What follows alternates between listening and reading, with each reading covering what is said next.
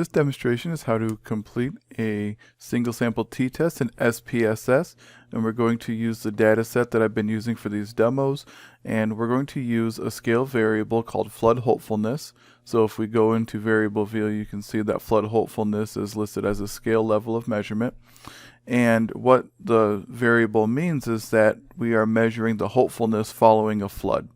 So a devastating flood has occurred, and we asked 10 people, 1, 2, 3, 4, 5, 6, 7, 8, 10 people how hopeful they feel following the flood.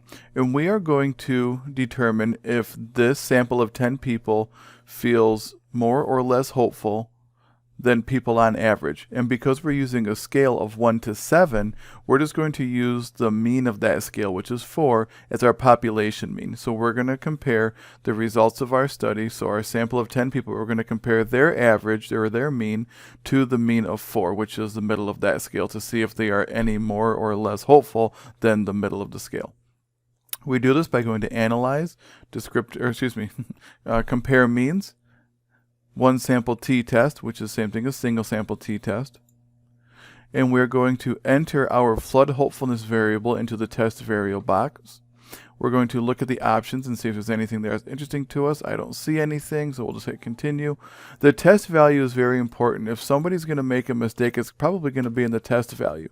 The test value is our population mean. And in this case, our population mean is going to be 4. That is the middle of the scale, and that's one of the 3 ways that we can get the population mean in a single sample t-test.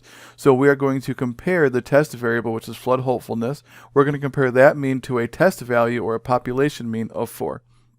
Click OK, and we'll get some output. And here's our output. Hopefulness following a flood, 10 people had a mean of 4.7, so just slightly above average or above the middle of our scale.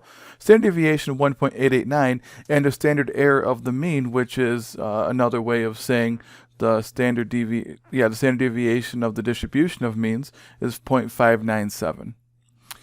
The hopefulness following a flood t-score is 1.172, meaning that what we found occurs 1.172 standard deviations away from the mean, which is 4. So it's 1.172 standard deviations above the mean of 4. That's where 4.7 is.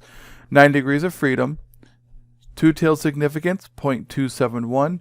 And we also have some other information, namely the mean difference. The difference between the mean of our population and the mean of our sample is 0.70.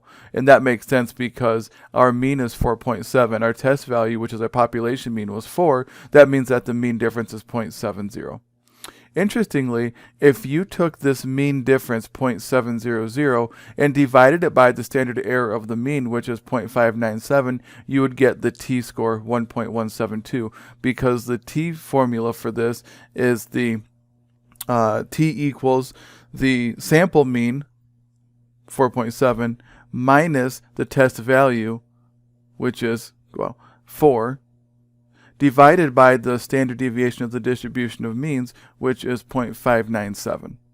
So if we took 4.70 minus 4, we'd get 0.70. And then we divide that point by 0.597, and that gives us our t-score. We have a non-significant difference between those two means. The difference between the two means is not significant because our significance at the two-tailed level is 0.271, meaning that the difference occurs about 27% of the time based on our comparison distribution. We want this number to be less than 0.05. It is not less than 0.05, so we do not have a significant result. Although people were generally more hopeful following the flood, but it wasn't significantly so. It was only 0.70 points above the mean that we were testing against.